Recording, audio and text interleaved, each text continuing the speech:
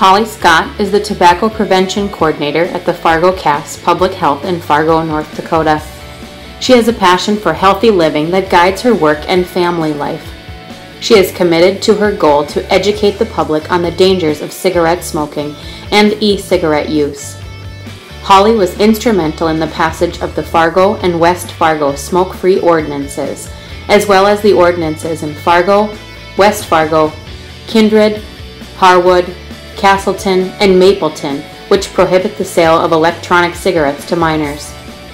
Holly has worked with 7 school districts to adopt comprehensive tobacco-free policies, which combine to protect 14,920 students and additional school staff, employees, and visitors from exposure to secondhand smoke.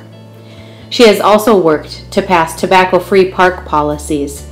Holly is a respected tobacco prevention coordinator and is sought after for help, advice, and mentorship at both the local and state level.